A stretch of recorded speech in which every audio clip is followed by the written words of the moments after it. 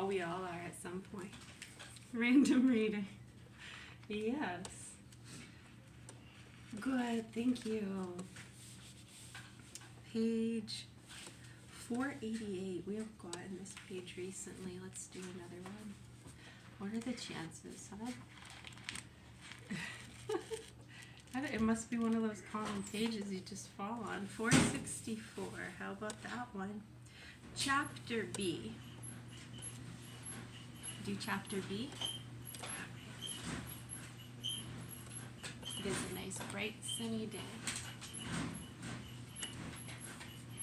Chapter B. This is a copy of the letter the great king Ahasuerus writes to the satraps, satraps, S-A-T-R-A-P-S, satraps of the 127 provinces from India to Ethiopia, and the governors subordinate to them, as follows. When I came to rule many peoples and to hold sway over the whole world, I determined not to be carried away with the sense of power, but always to deal fairly and with clemency, to provide for my subjects a life of complete tranquility, and by making my government humane and effective as far as the borders, to restore the peace desired by all men. When I consulted my counselors as to how this might be accomplished, Haman, who excels among us in wisdom, who is outstanding for constant devotion and steadfast loyalty, and who has gained the second rank in the kingdom, brought it to our attention that mixed in with all the races throughout the world, there is one people of bad will, which by its laws is opposed to every other people and continually disregards the decrees of kings, so that the unity of empire blamelessly designed by us cannot be established. Having establishments have been a popular term lately. Having noted, therefore, that this most singular people is continually at variance with all men, lives by divergent and alien laws. It is inimical, put that on the crossword, INIMICAL, inimical, is inimical to our interests and commits the worst crimes, so that stability of government cannot be obtained.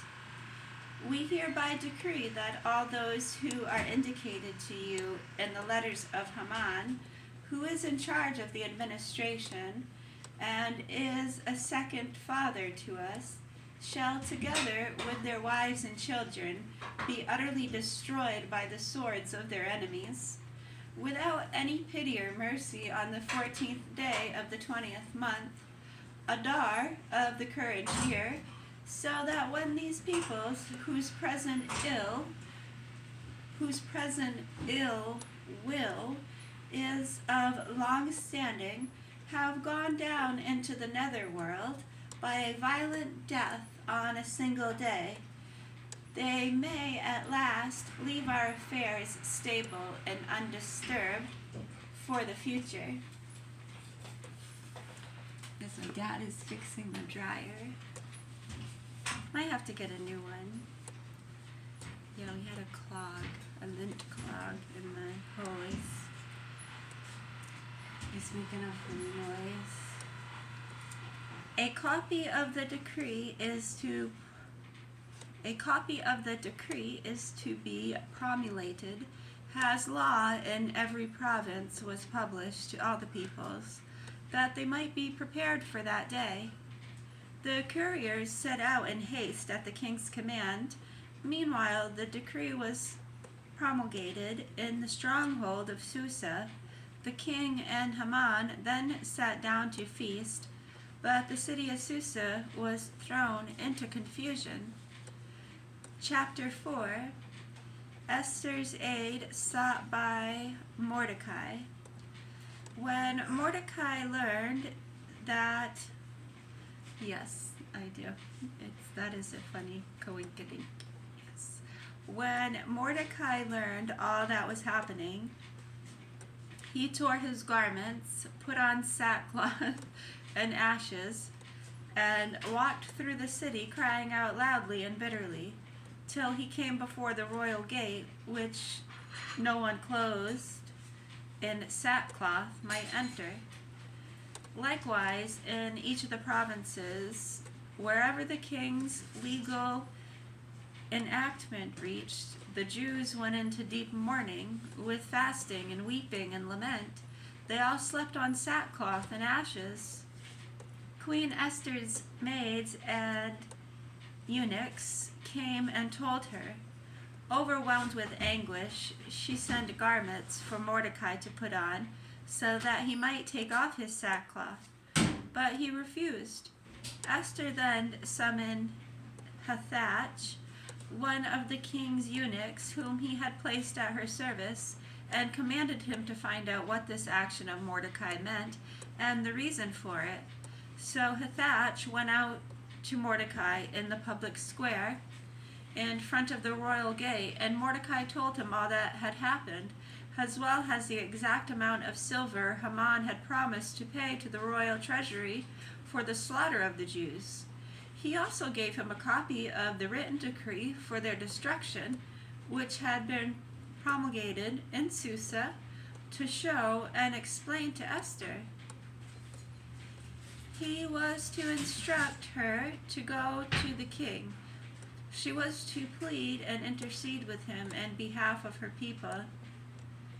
Remember the days of your lowly estate, Mordecai had him say, when you were brought up in my charge for Haman, who is second to the king, and asked for our death. Invoke the Lord and speak to the king for us. Save us from death. Hathach returned to Esther and told her what Mordecai had said. Then Esther replied to Hathach and gave him this message for Mordecai. All the servants of the king and the people of his provinces know that any man or woman who goes to the king in the inner court without being summoned suffers the automatic penalty of death, unless the king extends to him the golden scepter, thus sparing his life.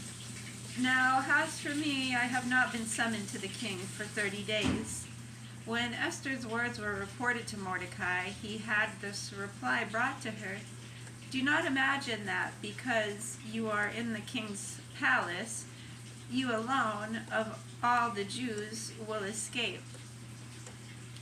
Even if you now remain silent, relief and deliverance will come to the Jews from another source. But you and your father's house will perish. Who knows but that it was for a time like this that you obtained the royal dignity? Esther sent back to Mordecai the response. Go and assemble all the Jews who are in Susa. Fast on my behalf, all of you, not eating or drinking, night or day, for 3 days. I and my maids will also fast in the same way. Thus prepared, I will go to the king. Contrary to the law, if I perish, I perish. Chapter C, Prayer of Mordecai. Mordecai went away and did exactly as Esther had commanded. Recalling all that the Lord had done, he prayed to him and said, O Lord God, Almighty King, and things are in your power, and there is no one to oppose you in your will to save Israel. You made heaven and earth and every wonderful thing under the heavens. You are Lord of all, and there is no one who can resist you, Lord. You know all things. You know, O Lord, that it was not out of innocence or pride or desire for fame that I acted thus in not bowing down to the proud Haman. Gladly would I have kissed the soles of his feet for the salvation of Israel, but I acted as I did, as not to place the honor of man above that of God. I will not bow down to anyone but you, my lord. It is not out of pride that I am acting thus. And now, Lord God King, God of Abraham, spare your people, for our enemies plan our ruin and are bent upon destroying the inheritance that was yours from the beginning. Do not spurn your portion, which you redeemed for yourself out of Egypt. Hear my prayer, have pity on your inheritance, and turn our sorrow into joy. Thus we shall live to sing praise to your name. O Lord, do not silence those who praise you. All Israel, too, cried out with all their strength, for death was staring them in the face. And the oven is preheated. We're making pizza. Yes, he wants pizza. I have some pinto beans cooking in my crock pot. It's pinto beans with onion. What did I put in it? A little bit of faux gras, some of the green goddess seasoning, some turmeric. What else? Oh, garlic, some garlic salt and pepper, some cumin. I think that's it for now. I don't know, maybe rice or something. It is a lot of carbs.